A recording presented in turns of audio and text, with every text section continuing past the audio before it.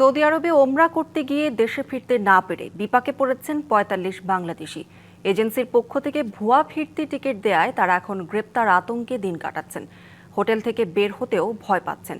১৮ এপ্রিলের পর থেকে দেশটিতে অন্য ভিসায় অবস্থান করা অবৈধ ঘোষণা থাকায় তারা অনিশ্চিত দিন কাটাচ্ছেন। এই অবস্থায় সরকারের সহায়তা চান প্রতারিতরা। ৪৫ বাংলাদেশি উমরা পালন করতে ২৪শে মার্চ ঢাকা থেকে পুরানা পল্টনের চায়না টাউনের মাস্ক হজ গ্রুপ নামে একটি এজেন্সির মাধ্যমে সৌদি গিয়ে এখন পড়েছেন মহাবিপাকে। ৫ এপ্রিল দেশে ফেরার টিকিট দেয়া হলেও পরবর্তীতে জানা গেছে সেগুলো বৈধ নয়, ফলে তারা আটকা পড়েছেন সৌদি আরবে। ১৮ এপ্রিলের পর সৌদি আরবে উমরা বা অন্য কোনো ভিসায় আর অবস্থান করা যাবে না। এখন এই ৪৫ বাংলাদেশি গ্রেপ্তার আতঙ্কে রয়েছেন। ফ্লাইট হওয়ার কথা ছিল ৬ তারিখে, কিন্তু হয় নাই। আমাদের এজেন্সি আমাদেরকে কথা দিয়ে কথা রাখে নাই। আমরা খুব কষ্টে আছি বর্তমানে। আমাদের এখন ভিসার মেয়াদ আর নাই।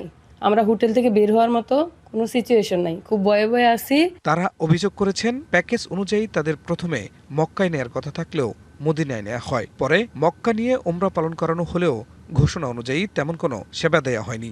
অর্ধেক পথায় নামাই দিছে ৩ দিন, এরপর আর কোনো গাড়ির ব্যবস্থা নাই। আমরা বড় কষ্ট করে আমরা করছি, হারাম শরীফ আইসি, বহুত কষ্ট করে আইসি গেছি। ফেরার কিছুদিন আগে তারা জানতে পারেন তাদেরকে দেয়া রিটার্ন টিকিটগুলো ভুয়া।